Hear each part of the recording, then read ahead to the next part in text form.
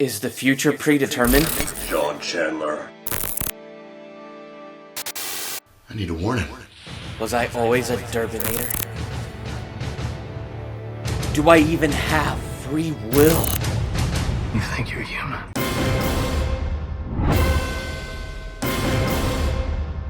Welcome to Durbania, I'm Durbin, and this is my retro review spoiler talk for Terminator Salvation. I'm doing these reviews as my journey to dark fate, but I'm not doing these reviews alone. I'm doing them in collaboration with Stevie over at Film Trigger. He and I went to high school together. We've been friends for such a long time. So cool he's got a YouTube channel and we're catching up doing these collabs.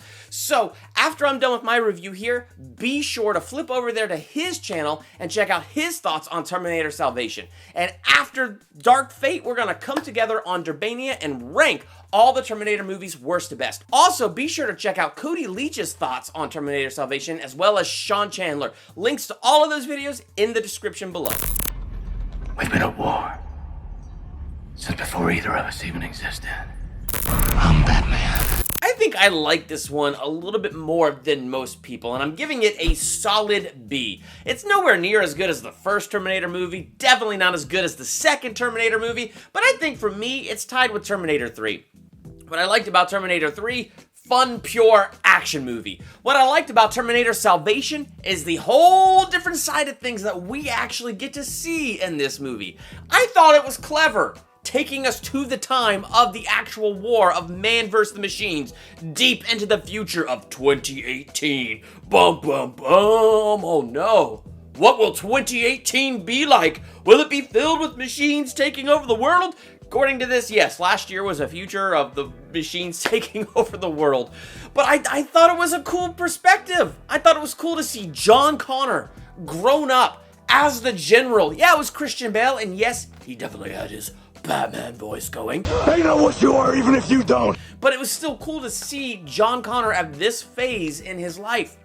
And it was cool to see Kyle Reese, to see a teenager Kyle Reese, and then the trippy sensation of, oh my gosh, that's full-grown John Connor's father. But the idea that maybe the machines are catching on, so now they're trying to kill Kyle Reese, like he's number one on their list to kill because, well, if they can kill Kyle Reese, then there's no Kyle Reese going back in time to father John Connor, and so maybe then they have the chance of winning. It's a fascinating thing, and it will make your head spin. What I liked was the little details. I mean, you had John Connor sitting there listening to his mother's tapes. He actually had the picture that was in the first movie. So things like that, those little details, I thought were really cool. I thought Bryce Dallas Howard was pretty good as Kate Brewster. We didn't spend a lot of time with her, but I feel like maybe we should have. I mean, I know her character was pregnant in this movie, but we could have seen a little bit more of her. I mean, from Terminator 3, we really picked up that she was a pretty epic character. I mean, come on, they capture a Terminator after the Schwarzenegger one assassinates John Connor and reprogram it, okay? She's pretty awesome to be able to do that and then send that one back in time to the time of Terminator 3. Plus, Sam Worthington's character presented an interesting little plot line for me. To see this guy on death row at the beginning of this movie and then wake up in 2018, from 2003 to 2018, you have him who skipped time knowing that he gave his body over to Cyberdyne, so bum bum bum.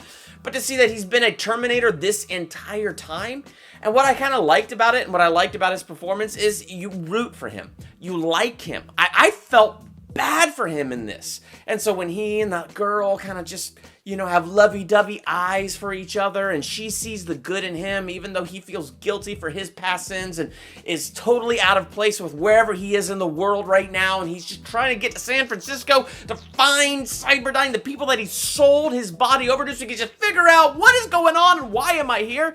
It's interesting as you're attaching to him and then you find out he's a Terminator.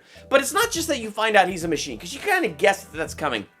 But it's the idea of him befriending John Connor and getting John Connor to go with him to San Francisco to like the whole Cyberdyne lair where all the Terminators are, right there where Skynet is.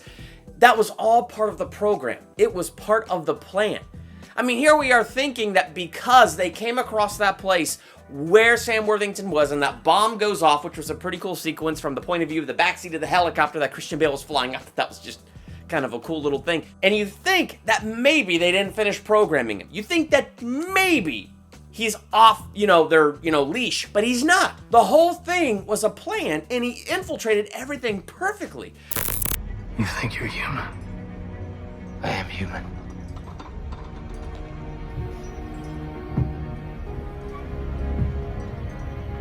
So that is kind of interesting, and it kind of just shows you the machines and Skynet and what they're thinking and how they're still actively trying to change things. So I thought that was kind of an interesting perspective and an interesting look at things. I thought it was fun, even though it was clearly all CGI, to have Arnold Schwarzenegger return and fight John Connor.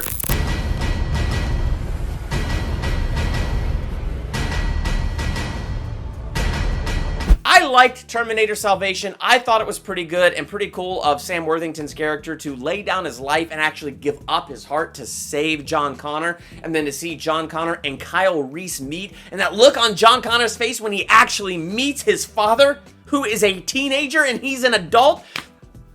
I like that. I thought those were all pretty cool things and cool moments, and to see like their friendship and their relationship begin.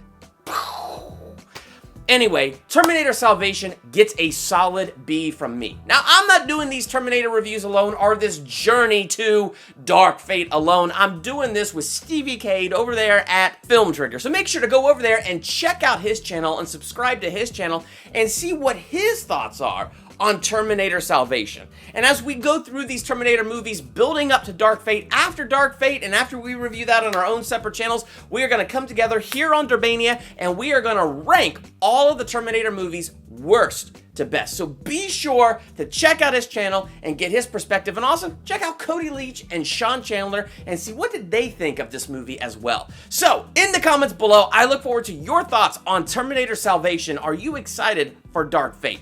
While you're there, hit that subscribe button to become a Durbanian. Hit the bell by the subscribe button so you're notified for my next movie review, ranking video, theological analysis, or anything else I do here. And if you like what I do here, make sure to check out my Patreon page. Link for that is in the description. I'm Durbin. Thanks for checking out Durbania.